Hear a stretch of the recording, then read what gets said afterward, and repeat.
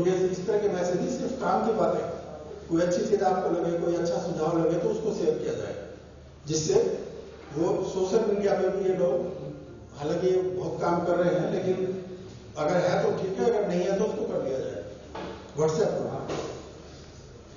दूसरा, स्वास्थ्य जो है इस उम्र में रिटायरमेंट के बाद सबसे बड़ी प्रायोरिटी, प्राथमिकता होनी चाहिए। अब मैं आज भी 4 बजे उठ जाता हूँ, चाहे रात के 1 बजे से, हमेशा 4 बजे उठता हूँ और अलार्म नहीं भरता हूँ। पहले 10 किलोमीटर डेली घूमता था, अभी जब से कोविड हुआ तो घूमना बंद किया हुआ है, लेकिन ठीक 4 बजे उठ जाता हूँ। मुझे कोई संकोच नहीं अपना काम खुद करने में।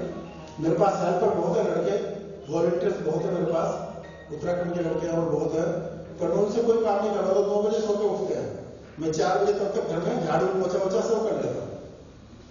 मुझे कोई उसमें संकोच नहीं। आज घर बिल्कुल चमक रहा था जब वो सो के उठा लड़का, तो मैंने दलिया भी बना दिया। बोले अंकल जी आपने बना दिया दलिया? अरे मैंने बना दिया, मुझे रखा था, डाल दिया, मुझे जाना था। तो किस्मत से मुझे फ्री सर्विस मिली हुई है, सेवादारों की नहीं। मैं फ्री कोचिंग देता था बच्चों को, उसमें कई बच्चे मेरे से जुड़े हुए जो वही रहते हैं, फ्री रहते हैं, फ्री खाते हैं, बेचारे काम करते हैं, पेड़ पौधों की देखभाल करते हैं। तो मेरा टाइम पता ही नहीं चला, 8 साल हो गए रिटायरमेंट को, कि कैसे टाइम गुजर गया पता ही नहीं चला। और हर दिन ऐसे ही होता है, मुझे पता नहीं चलता कब रात हो जाती है, कब सुबह होती है। तो अपने को व्यस्त रखो, अपने स्वास्थ्य का, खान पान का ध्यान रखो। जब आप स्वस्थ रहेंगे, आपकी सोच अच्छी रहेगी, तभी आप दूसरे की मदद कर पाएंगे। हमारे बहुत साथी, कई कोविड में डेथ हो गई, कई की अचानक हार्ट अटैक में डेथ हो गई, कुछ पता नहीं। मेरे साथी थे मदन सिंह राघव, कुछ लोग जानते होंगे। 8:23 को उनका मुझे मैसेज आया 13 जुलाई को, और उसी रोज मेरा मैसेज उनको 6 बजे, 5 बजे जाता था, उनका 6 बजे आता था। उनका 8:23 पे आया, 8:30 को उनकी डेथ हो गई। जब मैंने मैसेज किया तो उनकी बेटी का मैसेज आया कि पापा इज नो मोर, उनकी आत्मा की शांति के लिए प्रार्थना करें। और बिल्कुल मेरे से भी ज्यादा स्वस्थ थे और बहुत अच्छा रूटीन था उनका। मदन सिंह राघव जयपुर के रहने वाले थे। उनके बड़े भाई, छोटे भाई सुरेंद्र सिंह दीदी CISF थे, जो लोग जानते होंगे CISF के हैं। तो मौत का कोई पता नहीं कब आ जाए, और मौत से डरना भी नहीं चाहिए। कर्म ऐसे करो, विचार ऐसे रखो कि जो आपको मजबूती दे। जीवन में जो काम करना है उसको डेली बेसिस पे लिख के करो। चार्ट बनाओ, मैं डेली लिखता हूँ। 10 काम लिख दो, 2 भी हो जाते तो बहुत अच्छा। 8 अगले दिन अगली पर्ची में चले जाते हैं। लगे रहो, कुछ ना कुछ अपने को बिजी रखो। बच्चों पे, किसी दूसरे पे आश्रित मत रहो। जहां तक हो अपना काम खुद करो। कोई एक आध हॉबी पैदा कर लो जिससे टाइम गुजर जाए, मीनिंगफुली गुजर जाए। कबीर रावत साहब ने दिल्ली पुलिस से कितना जोशीला भाषण दिया, रोकते खड़े हुए, कितनी अच्छी अच्छी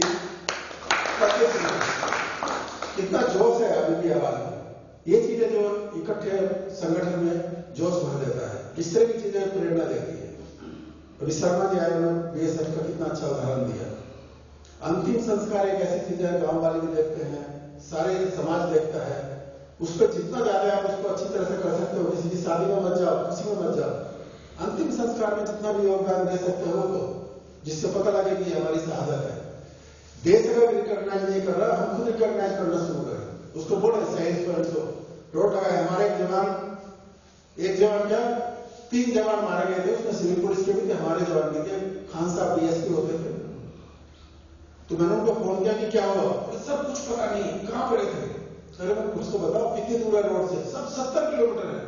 तो मैं रात के 2 बजे निकला, सिंगल गाड़ी लेके जंगल में गया। रोड से 5 किलोमीटर दूर था, सारा छान पान करके फिर वापिस आया सुबह। तो रेड्डी साहब IPS ऑफिसर थे बोकाजान में, उन्होंने पूरा व्यवस्था की, वो बना रखे जो डेड बॉडी को रखने के ताबूत। और मैंने कहा इनके पैसे और सब कुछ नहीं लेना, पूरे गांव में, पूरे बोकाजान में वो निकाली यात्रा, शव यात्रा। और पता लगा पूरे बोकाजान में ये लड़के शहीद हुए सिविल पुलिस पर हमारे किसी एनकाउंटर में। लापरवाही थी उस अफसर की, उसने लापरवाही की थी, गलत आदेशों का पालन किया था, सहपरिवार रहते थे, तो उनको हमने बचा लिया, उनके ऊपर आंच नहीं आने दी। भैया भी लड़के हैं, नई शादी करके आए, कोई बात नहीं, गलती हो जाती है। आज में इतना एहसान मानते हैं, इतना बड़ा तो नए साल का कार्ड भेजा उन्होंने, मुबारकबाद का। और जब भी आप कोई अच्छा काम करोगे, गलती हो जाती है, लेकिन बड़प्पन दिखाओ। और जब भी कोई अच्छा काम करोगे, उसका फल हमेशा मिलना ही मिलना है। ऐसा कभी नहीं हो सकता कि आप काम अच्छे करो उसका फल ना मिले। ऐसी कोशिश में डिले हो सकती है, लगातार प्रयास जब करते रहोगे तो उसका फल निकलना ही निकलना है। मैं नेशनल सिक्योरिटी गार्ड में 7 साल रहा। जो लोग मेरे साथ हैं, कई लोग यहाँ बैठे हैं, उन्हें पता है मेरी 7 साल ACR 20 के 20 कॉलम खराब है, क्योंकि मैं लड़ता था। वो कितनी कोशिश की गई, 6 जनरलों ने मिलकर कैमरा 6 दिन मीटिंग की कि मेरी ACR खराब की जाए, कैरियर सील कर दिया जाए। अब वो असंभव करते रहे, वो कमांडेंट बन गए, अच्छा DIG बन गए। अब कैसे बन गए मुझे नहीं पता चला, ईश्वर की कृपा साथ थी इसलिए बन गए। 7 ACR खराब थे, 20 के 20 कॉलम खराब थे। मैं कर लूंगा ACR ट्रांसफर और प्रमोशन के लिए काम नहीं करते हैं। हम सिर्फ जो दिल की आवाज है उसके लिए काम करते हैं, जो हमारे जवान जिनको कमांड करते हैं उनके वेलफेयर के लिए काम करते हैं। और आखिर भी पता होगा, मैं डायरेक्टर एकेडमी में रहा 2 साल, 20 IPS ऑफिसर लाइन में थे जो PhD किए गए थे। वो अच्छे एक अफसर DG आ गए, विजय कुमार साहब, जो आज वरिष्ठ सलाहकार है प्रधानमंत्री के। कई बार उन्होंने मुझे बुला लिया, मैं जा नहीं पाया। उन्होंने कहा डायरेक्टर एकेडमी ये रहेंगे, नॉमिनेट कर दिया, जबकि मैं 6 साल दिल्ली में पहले ही रह चुका था। बोले नहीं यही रहेंगे। तो बहुत लोगों ने रिप्रेजेंटेटिव नहीं, कोई रिप्रेजेंटेशन नहीं, जिनको चुन दिया मैं सिंपल PSC, कोई योग्यता ही नहीं और मेरी कोई इच्छा भी नहीं, मैं उसके लिए कंटेंडर भी नहीं था, उन्होंने बना दिया। अब इससे बड़ी क्या खुशी हो सकती थी। इस एकेडमी में हम एज ए ट्रेनिंग गए, उसी का हेड बन गया रिटायर होने के बाद। तो उन्होंने मुझे कहा कि तुम ऐसे करो, यहाँ बुला लेते हैं, तो IG कैंडिडेट्स लगा देते हैं, तुम अपनी फाइल परसू करो।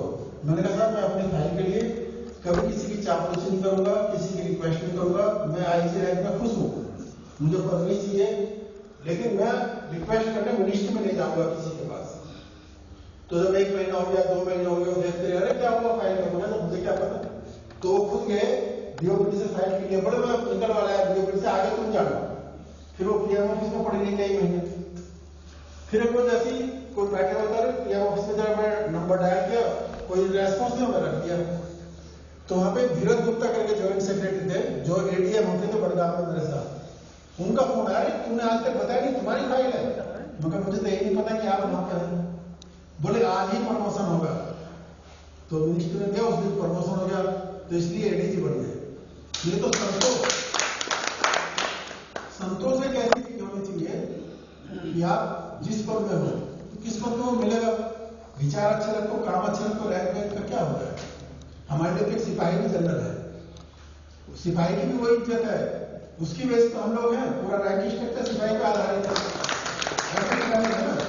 ऊपर तो एक पोस्ट है, बाकी तो सब नीचे से है भी है। अगर आपको अपने सिपाही से सपोर्ट नहीं है तो आप किस चीज के कमांडर है। तो आपकी इज्जत दिल से होनी चाहिए।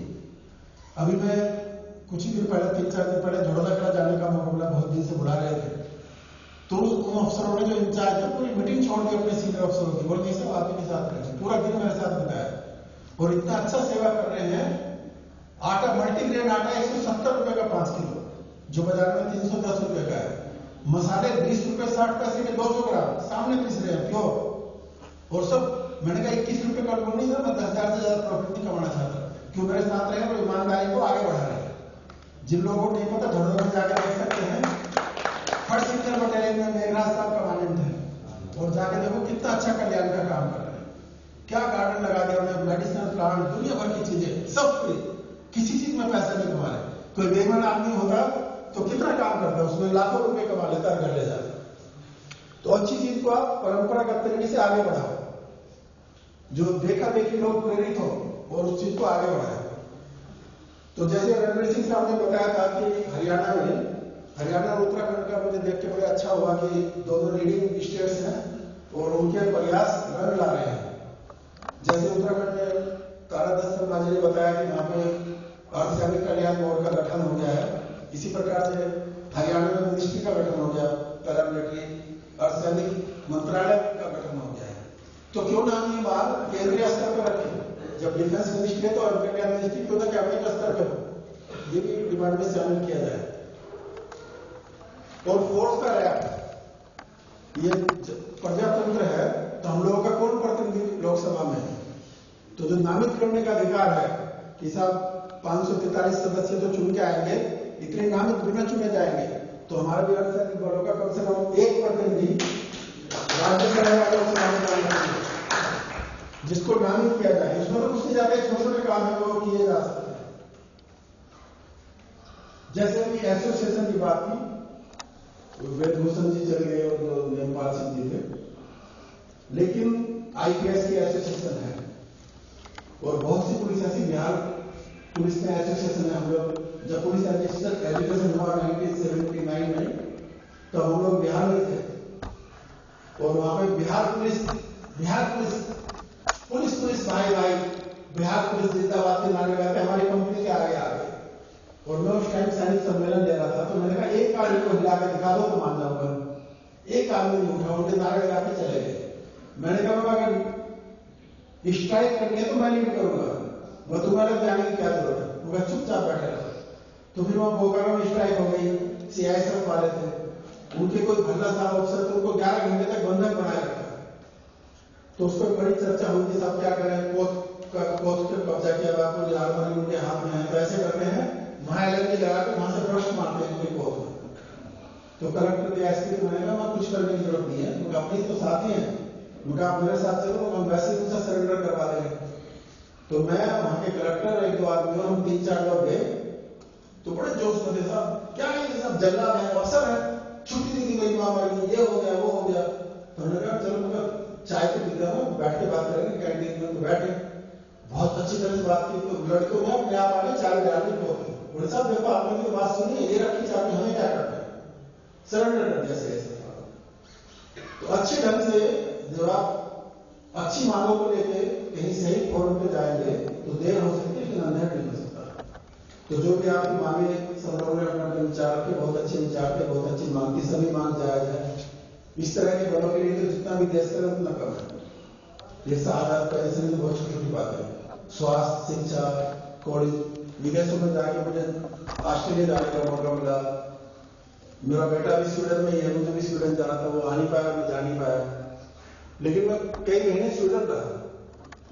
तो बेटे की मतलब जो हमारे ग्रैंडसन की डिलीवरी स्वीडन में हुई। तो आप यकीन नहीं करेंगे, एक नया पैसा नहीं खर्च हुआ। एक टेलीफोन कॉल पर 5 स्टार होटल टाइप रूम और टैक्सी करके उन्होंने घर थैंक्स के साथ कार्ड दे के भेजा, रिबन लगा के, ये नर्स थी और हमें आपको मदद करने का सौभाग्य मिला है, हम आपके आभारी हैं। और हमें याद रखना, ये नाम उनका स्वीडन में, हमने वो गूगल लेंस लगा के उसका